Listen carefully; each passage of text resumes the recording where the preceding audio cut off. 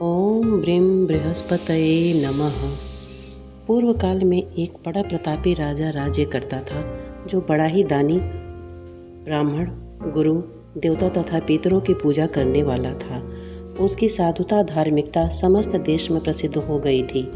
उसके द्वार से कोई याचक निराश होकर नहीं जाता था और वह नित्य देव मंदिरों में दर्शन करने जाता। प्रत्येक गुरुवार को वह बृहस्पति भगवान का व्रत रखकर पीले वस्त्र, पीले फल फूल और नैवेद्य आदि से उनकी पूजा करता हुआ दीन दुखियों की सहायता में सर्वदा तल्लीन रहा करता था। परंतु वह जितना ही धार्मिक था, उसकी रानी उतनी ही अधार्मिक और बुद्धिहीना थी।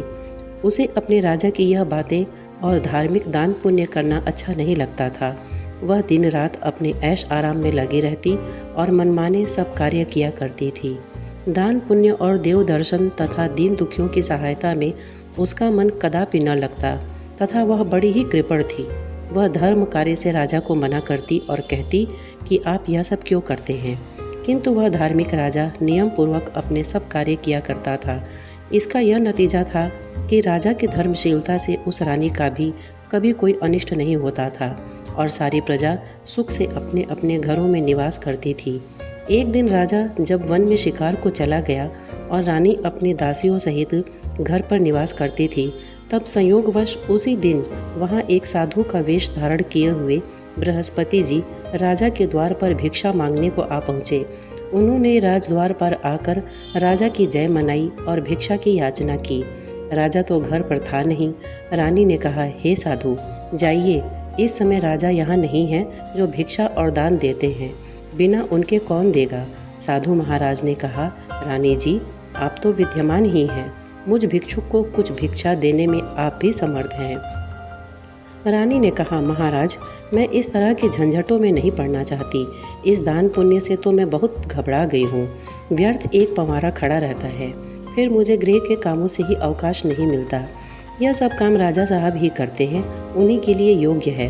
परंतु मैं समझती हूँ कि इस धनी रहने से तो निर्धन रहना ही अच्छा है, क्योंकि यह सब बहुत सा बखेड़ा तो नहीं करना होगा। क्या आप कोई ऐसा उपाय जानते हैं जिससे यह धन न रहे और मुझे शांति और सुख मिल सके? यदि आप जानते हो तो बतलावे। बृहस्पति भगवान ही तो वहाँ साधु बनकर आए थे। उन्होंने कहा, यह तुम क्या कह रही हो? भला संसार में ऐसा भी कोई होगा जिसे संतति और धन न प्यारा हो? भला इससे भी कोई दुखी होता है? हे देवी, इन दो बातों की तो सभी को चाह रहती है, चाहे कोई धर्मात्मा हो या अधर्मी, सभी धन की इच्छा करते हैं। इस धन की महिमा को तो मैं क्या कहूँ। ऋषि, धर्मात्मा, अधर्मी सभी धन की इच्छा करते हैं। ऋषि, धर्मात्मा और अधार्मिक सभी को धन की सब प्रकार से आवश्यकता पड़ती है। यदि तुमको भगवान ने धन दिया है तो उसका सदुपयोग करो। महात्मा कबीर ने कहा है, भूखे को भोजन, नंगे को चीर और प्यासे को नीर, इतना बांटे सत्य कबीर। तुम्हारे पास धन है तो भूखे मनुष्यों को भोजन कराओ, पांवसरे बिठाओ, जिनके वस्त्र न हो उन्हें वस्त्र दो। इस प्रकार अन्न, वस्त्र और जल का दान करो। धर्मशाला बनवाओ, ताल, तलैया, कुआं और बाग बगीचे बनवाओ। आम, आंवला आदि के वृक्षों को लगवाओ और यज्ञ करो। साधु ब्राह्मणों को भोजन खिलाओ। जिनके पास धन नहीं हो उनकी सहायता करो। उनकी कुंवारी कन्याओं का विवाह कराओ। इस प्रकार कितने ही यहाँ दया आदि धर्म के कार्य हैं जिन्हें तुम कर सकती हो। यह क्या कहना है कि सब धन नष्ट हो जावे और मैं चैन की सांस लूँ? मैं तो सर्वप्रथम आपको यही कहूँगा कि आप इस प्रकार के कर्मों से अपने कुल और नाम को उज्ज्वल कर लो। इस मनुष्य जन्म को सार्थक कर लो। मनुष्य के अच्छे कर्म ही उनके लोक परलोक में सहायक होते हैं और अंत में जब शरीर त्याग करता है तब स्वर्ग को जाता है। वहाँ उसे नाना प्रकार के सुखों की प्राप्ति होती है। परंतु साधु महात्मा की इस बात का उस रानी पर कोई प्रभाव न पड़ा। उसने कहा, नहीं महाराज, मुझे इतना धन नहीं चाहिए जिसे मैं इतना यत्न करके उठाऊं और रखूं तथा फिर उसे दान दे डालूं। तथा आपने जो कहा, इतना पाखंड करो, मुझे तो यूं ही समय नहीं मिलता और सारा समय इसी में नष्ट हो जाता है। महात्मा ने फिर कहा, हे देवी, बड़े दुख की बात है जो तुम अपना ऐसा विचार प्रकट करती हो। अच्छा, यदि तुम्हारी यही इच्छा है तो सुनो। अब मैं तुम्हें ऐसी युक्ति बतलाता हूँ, वैसा ही करो। इससे तुम्हारी यह इच्छा पूर्ण हो जाएगी। बृहस्पतिवार के दिन तुम अपने सब घर को लिपवा दिया करो। स्नान करके पहले अपने सिर के बालों को अच्छी तरह धोकर तब स्नान किया करो। तुम्हारा राजा बृहस्पतिवार के दिन बाल बनवाया करे और भोजन में मांस मदिरा का सेवन किया करे तथा धोबी को बुलाकर वस्त्रों को धुलने के लिए दिया करे। 7 बृहस्पतिवार को यदि तुम ऐसा कर सकोगी तो तुम्हारा यह धन नष्ट हो जाएगा, इसमें कुछ संशय नहीं है। यह कहकर वह महात्मा तो चले गए और रानी ने उस बात को अपने मन में रख लिया। उसने बृहस्पतिवार के दिन वैसा ही किया। फिर तो बृहस्पति देव उस पर कोपित हो गए और 3 बृहस्पतिवार पूरा होते होते उसका राजपाट आदि सब धन नष्ट हो गया। यहाँ तक कि रानी के घर में खाने तक का ठिकाना न रह गया। उसके सुख चैन के दिन दूर हो गए। दोनों समय की कौन कहे, एक समय के भोजन के लाले पड़ गए। तब राजा ने व्याकुल होकर रानी से कहा कि हे रानी जी, अब आप तो यहाँ रहिए, परंतु मुझसे यहाँ नहीं रहा जाएगा, क्योंकि यहाँ तो मुझको सब लोग जानते हैं, जिससे कोई उपाय से या कोई काम धंधा करके भी अपनी जीविका नहीं चला सकता। इसलिए किसी दूसरे देश में जाऊँगा, जहाँ मैं खाने पीने का कोई धंधा नौकरी करके अपने दिन व्यतीत करूँगा। कहा भी है, देश चोरी परदेश भिक्षा। शास्त्र में कहा है कि दूर चले जाने पर मनुष्य का दुर्दिन दूर हो जाता है। यह कहकर राजा ने घर छोड़ दिया और दूर परदेश में चले गए। परंतु वहाँ से भी कुछ अच्छी बुद्धि न प्राप्त हुई तो वन में जाकर वह लकड़ियाँ काटकर शहर में लाकर बेचते और उससे जो कुछ मिल जाता उसी को ले वह किसी तरह अपना पेट पालन कर लेते। इधर रानी भी अपने घर पड़े पड़े उपवास करती, कपड़े लत्ते से फटेहाल पड़ी रहती थी। किसी दिन इधर उधर से कुछ पा जाती तो खा लेती और नहीं तो केवल पानी पीकर सो रहती और मारे भूख के करवट बदल कर रात काट लेती। इस प्रकार उसकी यह दशा हो गई कि कई दिन तक उसे खाने को कुछ नहीं मिला और मारे भूख के दम घुटने लगा। तब उसने अपनी एक दासी को बुलाकर कहा, तुम हमारी पुरानी दासी हो, इस समय तुम हमारी इतनी सहायता करो कि हमारी बहन के यहाँ जाकर उससे हमारा दुख कहकर हमारे लिए सहायता में कुछ अन्न मांग लाओ। हमारी बहन नेक और धनवान है, वह अवश्य ही हमारी सहायता करेगी। यदि वह कुछ सहायता कर देती तो हमारे कुछ दिन खाने को हो जाता, और नहीं तो 10-5 सेर बेझड़ ही मांग लाना। दासी उसकी बहन के घर गई। जिस समय वह दासी उसकी बहन के पास पहुंची, उसी समय वह बृहस्पति का व्रत की ये कथा सुनने को बैठी थी। उसने उसी समय कहा कि हे रानी, मैं आपकी बहन के पास से आई हूँ। आपकी बहन इस समय बड़े कष्ट में है, आप उनकी कुछ सहायता करें, और नहीं तो 10-5 सेर बेझड़ ही उनके लिए दे देवे तो कुछ दिन कट जाएंगे। दासी ने कई बार कहा, परंतु रानी ने ध्यान नहीं दिया और कुछ न बोली, क्योंकि वह मौन भाव से एकाग्रचित्त हो बृहस्पति भगवान की कथा सुनने में लीन थी। जब रानी कुछ न बोली तो वह मन में उदास हो अपने घर को लौट उस रानी के पास चली आई जिसने उसे भेजा था, और आकर रानी से कहा कि आपकी बहन तो बड़ी घमंडी है, वह सहायता और बेझड़ क्या देती, उसने तो मुँह से एक बात भी न की। उसे सुन रानी ने कहा, यह उसका दोष नहीं है, यह सब अपने बुरे दिन की बात है। जब बुरे दिन आते हैं तब तीर भी पहाड़ बन जाता है और मित्र भी शत्रु हो जाते हैं, तथा कोई भी उस दुखी का साथ नहीं देता। इधर तो यह बात हुई। उधर जब वह रानी बृहस्पति जी की कथा सुनकर उठी तो उसे ख्याल हुआ कि मेरी बहन की दासी आई थी और व्रत कथा सुनने में मैंने उससे कुछ बात भी नहीं की। इस बात को विचार कर वह किंचित शांत रही और जानकर भाव भक्ति से पूर्ण सप्रेम विष्णु का पूजन किया। उसने भगवान की पूजा की। विसर्जन कर वह सीधे अपनी बहन के घर गई और कहा कि हे बहन, तुम्हारी दासी मेरे पास गई थी, परंतु मैं बृहस्पति का व्रत किए बैठी थी और मौन भाव से कथा सुन रही थी। उस कथा में जब तक कथा पूरी न हो जाए बोला नहीं जाता और न वहाँ से उठा ही जाता है। इस कारण वह लौट आई और कहा, बहन, उसे आपने मेरे पास किस लिए भेजा था? रानी बोली, बहन, मेरे पास अन्न नहीं था। तुम तो जानती हो कि इधर हमारे घर की दशा बड़ी शोचनीय हो गई है, इसलिए मैंने दासी को तुम्हारे पास 5 सेर बेझड़ लेने को भेजा था, परंतु वह खाली हाथ लौट आई। मैंने सोचा कि तुम किसी काम में फंसी होगी, जिससे दासी को यूं ही लौटा दिया होगा। रानी बोली, नहीं बहन, उसने तो मुझसे कुछ नहीं कहा था, परंतु यह क्या बात है? मैं तो समझती हूँ कि तुम्हारे घर में ही बेझड़ मौजूद है, तुम अपने घर में फिर देखो। अपनी बहन को ऐसा कहने पर रानी ने जब घर में जाकर देखा तो बेझड़ से भरा हुआ एक घड़ा मिल गया अब तो वह रानी और बांदी बहुत ही खुश हुई। बांदी ने कहा, हे रानी, यूँ तो भोजन के अभाव में हम लोग नित्य ही व्रत करते हैं, इसलिए मेरी समझ में यह आता है कि यदि हम लोग इनसे यह व्रत विधि और कथा पूछ लें और किया भी करें तो कोई हानि नहीं है। रानी ने कहा, अवश्य ही पूछ लिया जाए।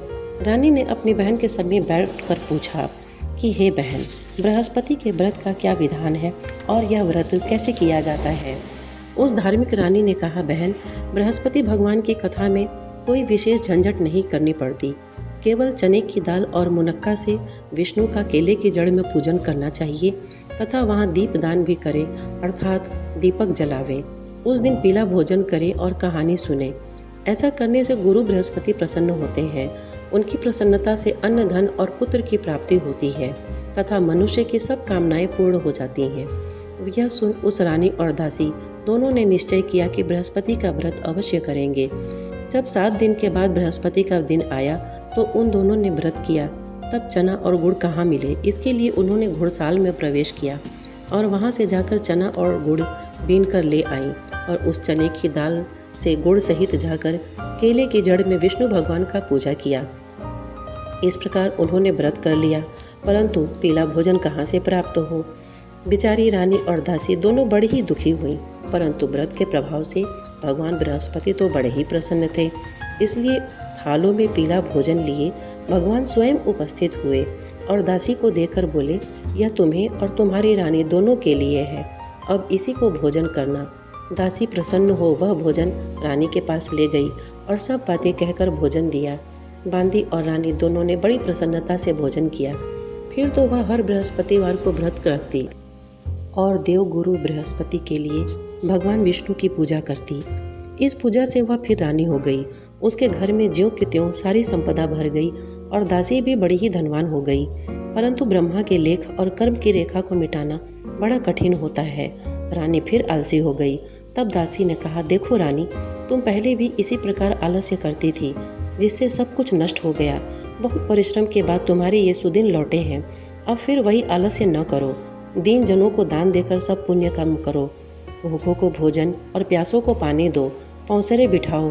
ब्राह्मणों को दान, मान, सम्मान और भोजन दो। रानी ने फिर खूब सुकर्म किया। उसका यश फैल गया। वह अपने पति राजा के लिए चिंता में पड़ी कि राजा कैसे होंगे। उसने गुरु बृहस्पति से राजा के मिलने की प्रार्थना की।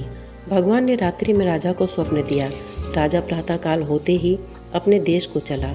मार्ग में उसकी बृहस्पति से भेंट हो गई। उन्होंने राजा से अपना व्रत रखने को कहा। व्रत में चने की दाल और गुड़ से केले के वृक्ष में भगवान विष्णु की पूजा करने को कहा। राजा ने कहा, मैं तो लकड़हारे का काम करता हूँ, इतने पैसे कहाँ पाऊँगा जो यह सब विधि विधान से करूँगा। साधु के वेश में आए बृहस्पति ने कहा, अगले बृहस्पतिवार को तुम व्रत करके देखो तो सही, तुमको रोज से दुगुना धन मिलेगा। पूर्व काल में एक बड़ा ही गरीब ब्राह्मण था। उसको कोई संतान न थी, कारण कि उसकी स्त्री बड़ी मलिन स्वभाव की थी। प्रातः सोकर उठते ही वह सर्वप्रथम भोजन करती, फिर दूसरा कार्य करती। यह देखकर वह ब्राह्मण बहुत दुखी रहता। कुछ समय बाद उसकी स्त्री को एक कन्या उत्पन्न हुई। वह कन्या एक कन्या रत्न थी। वह कन्या जो जो बड़ी हुई उसका स्वभाव निखरता गया। नित्य प्रातः उठते ही वह नित्य कर्म, स्नान आदि करती और भगवान विष्णु की पूजा के साथ प्रति बृहस्पतिवार को गुरु बृहस्पति का व्रत भी किया करती थी। जब वह विद्यालय में पढ़ने जाती तो अपने हाथ में एक मुट्ठी जौ भर के ले जाती और मार्ग में डाल देती। उसके सब जौ सोने के हो जाते और जब वह पढ़कर लौटती तो उन्हें बीन कर अपने घर ले आती। एक दिन वह बालिका जौओं को सूप में रखकर फटकने लगी। तब उसके पिता ने कहा, बेटी, सोने के जौ को फटकने के लिए सोने का सूप भी होना चाहिए। उसके दूसरे बृहस्पति का दिन पड़ता था। उसने नित्य की भांति गुरु बृहस्पति का व्रत किया और एक मुट्ठी जौ ले जाकर मार्ग में छींट दिया तथा कहा कि हे गुरु, यदि मैं सच्चे मन से आपका व्रत करती हूँ तो उसके प्रताप से आप एक सोने का सूप भी दे दीजिए। जब वह कन्या पाठशाला से लौटकर जौ बटोरने लगी तो गुरु बृहस्पति की कृपा से उस दिन उसे सोने का सूप भी मिल गया। दूसरे दिन जब वह कन्या सोने के सूप में उन सोने के जौओं को फटक रही थी तो उस शहर का राजकुमार उधर से आ निकला। वह उस कन्या को देख और उसके रूप, शील एवं गुणों को देखकर उस पर मोहित हो गया और अपने घर पर आकर बीमारी का बहाना करके लेट गया। जब यह समाचार उसके पिता को मिला तब रानी ने आकर उससे उसकी बीमारी का कारण पूछा। राजकुमार ने बताया, मुझे कोई रोग या कष्ट नहीं है, मैं केवल यही चाहता हूँ कि जो राजकन्या सोने के जवों को सोने के सूप में फटक रही थी उससे मेरा विवाह हो जाए।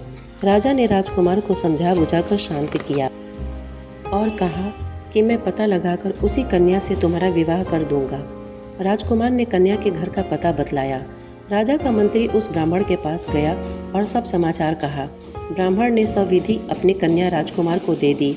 कन्या के जाते ही ब्राह्मण पूर्ववत दरिद्र हो गया। अन्न वस्त्र से दुखी उसका एक एक दिन मुश्किल से व्यतीत होने लगा।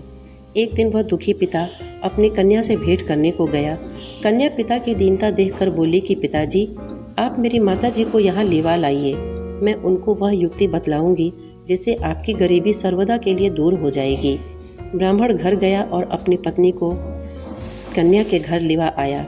कन्या ने अपनी माता को समझाते हुए कहा कि माताजी, आप नित्य प्रातः उठकर नित्य क्रिया से निवृत्त होकर स्नान आदि करके भगवान विष्णु की पूजा किया करें तो आपके घर की सारी दरिद्रता दूर हो जाएगी।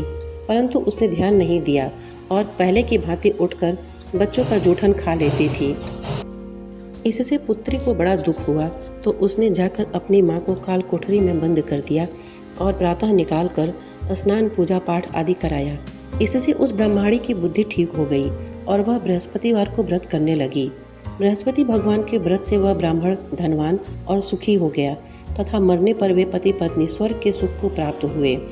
उधर वह राजा जो लकड़हारे का कार्य करके अपनी जीविका चलाता था और साधु महात्मा के कथन से जब बृहस्पतिवार का व्रत किया तो उसके लकड़ी के व्यापार में दूना चौगुना लाभ होने लगा। परंतु किसी एक दो बृहस्पतिवार को उसने व्रत नहीं किया तो गुरु बृहस्पति की नाराजगी से उसे बड़ा कष्ट हुआ। उस दिन उस नगर के राजा ने यज्ञ किया जिसमें उसने यह घोषणा कर दी कि कोई मनुष्य अपने घर भोजन न करे, न अग्नि जलावे, सभी मेरे घर आकर भोजन करे। जो इस आज्ञा का पालन नहीं करेगा उसे फांसी पर लटका दिया जाएगा। राज आज्ञा से सभी भोजन करने को गए। वही एक लकड़हारा कुछ देर से पहुंचा, इसलिए राजा उसे अपने घर लिवा गए और जब भोजन करा रहे थे तो रानी की दृष्टि खूंटी पर पड़ी जिस पर नौलखा हार लटका हुआ था। वह न दिखा। रानी ने सोचा इसी मनुष्य ने हार चुरा लिया है। फिर उसी समय उसको जेल खाने में डाल दिया गया। जब राजा जेल खाने में पहुंचा तो विचार करने लगा कि यह तो न जाने मेरे किस जन्म का दुष्कर्म था जिससे मुझे यह दुख प्राप्त हुआ है। उसी समय बृहस्पति जी साधु के वेश में उसके समक्ष आए और कहा कि तुमने बृहस्पति जी का व्रत नहीं किया, इसी से तुमको यह दुख प्राप्त हुआ है।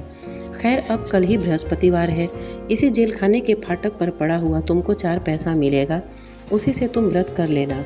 और उधर राजा को स्वप्न दिया कि हे राजा, तुमने जिस व्यक्ति को जेल खाने में डाला है वह सर्वथा निर्दोष है और वह राजा है, उसको छोड़ दो। रानी का हार खूंटी पर है, यदि नहीं छोड़ोगे तो तुम्हारा राज्य नष्ट हो जाएगा। राजा ने स्वप्न देखकर सवेरे उठकर देखा तो हार खूंटी पर दिखाई दिया। उसे देखकर राजा ने प्रसन्न होकर लकड़हारे को बुलाकर क्षमा मांगी और उसे राजा के योग्य सुंदर वस्त्र आभूषण देकर विदा किया। राजा अपने नगर को चला गया। जब वहां पहुंचा तो क्या देखता है कि अब तो यहाँ सब सुख छाया हुआ है। चलते चलते वह घर पर आए। यहाँ रानी ने राजा के स्वागतार्थ पहले ही से बांदी को द्वार पर भेज दिया था। बांदी बड़े स्वागत से राजा को महल में लिवा गई। राजा ने क्रुद्ध होकर रानी से पूछा, यह धन वैभव तुमको किस प्रकार मिल गया? उसने कहा, यह सब गुरु बृहस्पति के व्रत करने की महिमा है। राजा ने कहा, बड़ी अच्छी बात है, अब मैं यह व्रत नियम पूर्वक करूँगा। और यहाँ तक कि सर्वदा राजा के दुपट्टे में चने की दाल बंधी रहती थी और दिन में 3 बार गुरु महाराज की कहानी कहा करता था। एक दिन वह राजा घोड़े पर सवार होकर अपनी बहन के घर उसे देखने चला। मार्ग में उसने देखा कि एक मुर्दे को लेकर कुछ लोग श्मशान को जा रहे हैं। राजा ने कहा, अरे भाइयों, जरा ठहर जाओ और बृहस्पति भगवान की कथा सुन लो। उसे सुन उन सबों को आश्चर्य हुआ, परंतु राजा ने कह सुनकर सबको रोक लिया और कहानी आरंभ की। जब कहानी आधी पहुंची तो मुर्दा हिलने लगा और कहानी जो ही समाप्त हुई कि वह राम राम कह के उठ खड़ा हुआ। राजा वहां से आगे बढ़ा तो एक किसान जो हल जोत रहा था, राजा ने उसे कहानी सुनानी चाहिए तो उसने कहा, वाह, मैं अपना हल चलाऊं कि तुम्हारी कहानी सुनो।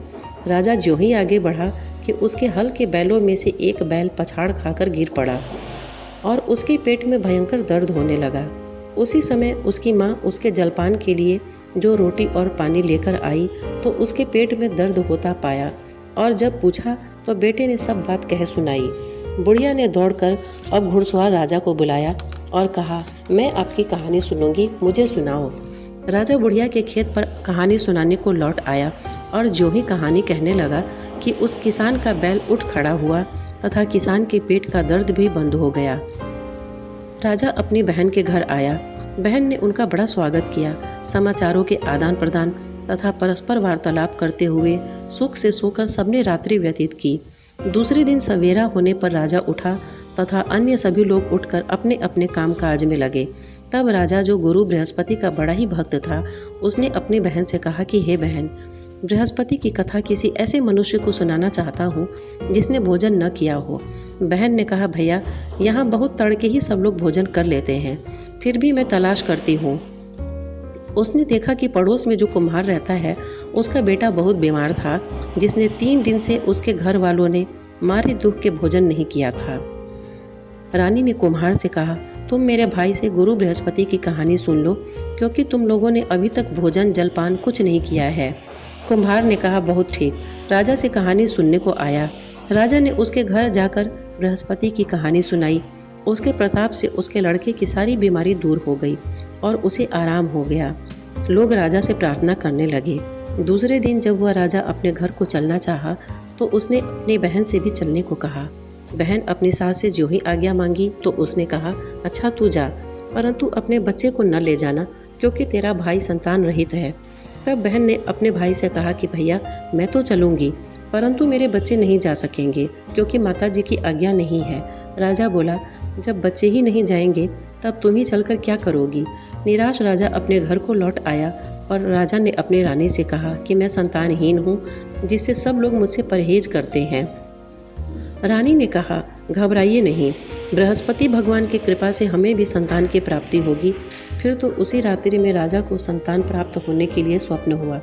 रानी गर्भवती हुई और ठीक 9वें महीने में उसे पुत्र की प्राप्ति हुई। रानी की बहन भी आई और वे सब लोग जो उनके संतानहीन होने से घृणा करते थे, वे लज्जित हुए और घर आकर खान पान में सम्मिलित हो राजा रानी को बधाई देने लगे। इस प्रकार बृहस्पतिवार का व्रत करने से गुरु बृहस्पति मनुष्य की सब कामनाएं पूर्ण कर देते हैं। बोलो बृहस्पति भगवान की जय।